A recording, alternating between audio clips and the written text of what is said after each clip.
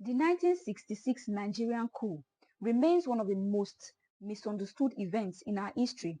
For decades, it has been labeled an Igbo coup, but recent revelations, including insight from former head of state General Ibrahim Babangida, challenge this narrative. The coup was led by young idealistic officers seeking to end corruption, regionalism, and nepotism. Their goal was a united Nigeria. However, contrary to popular belief, the plotters were not exclusively Igbos. They represented a mix of ethnicities. 1. We have Major Chukwuma Nzogu, Igbo. 2. Major Adewale Ademoyega, Yoruba. 3. Captain Ganiyu Adeleke, Yoruba. 4. Lieutenant T. Castina, Hausa, Fulani. 5. Lieutenant Dag Waribo, Ijo. 6. Second Lieutenant Sali Dambo, Hausa. Their objective was to install Chief Obafemi Awolowo, a Yoruba leader, as Nigeria's president.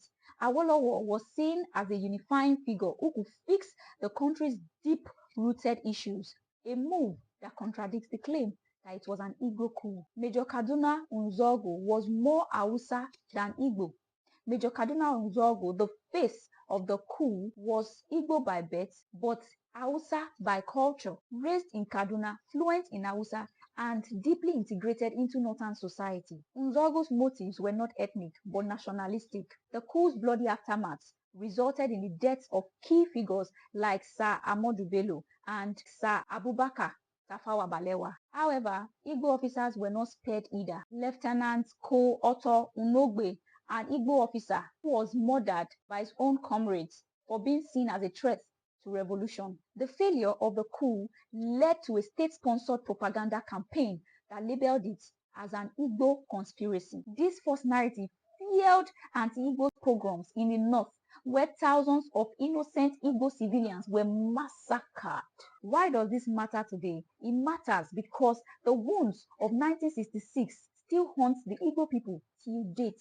Understanding the truth will help us heal and build a more united Nigeria. So let's stop perpetuating false narratives and start learning from our past. So what could have been if Brigadier Babafemi Ogundipe, the most senior officer at the time, had assumed his rightful position as head of state with the support of General Ojukwu? The course of Nigeria's history could have been different if Babafemi had taken over the affairs of the Nigerian army instead of General Yakubu Gowon. Brigadier Babafemi would have prevented the civil war and changed the destiny of Nigeria from what it is today. Instead, he fled abroad, allowing General Yakubu Gowon to take power, ultimately leading to the Nigerian civil war. So setting the record straight, General Babangida's recent revelations confirmed what many have long suspected, that the 1966 coup was not an ethnic plot, but a misguided national intervention. The Igbo coup narrative was a divisive tool used to justify retaliation against the Igbo people. As history's wounds continue to haunt us, it's time for Nigeria to confront the truth. General Gowon, will you also tell the truth and seek the Igbos' forgiveness before your time runs out? Let's stop the false narratives and learn from the past.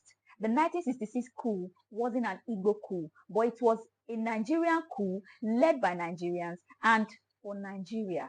Thanks for watching this video. Bye.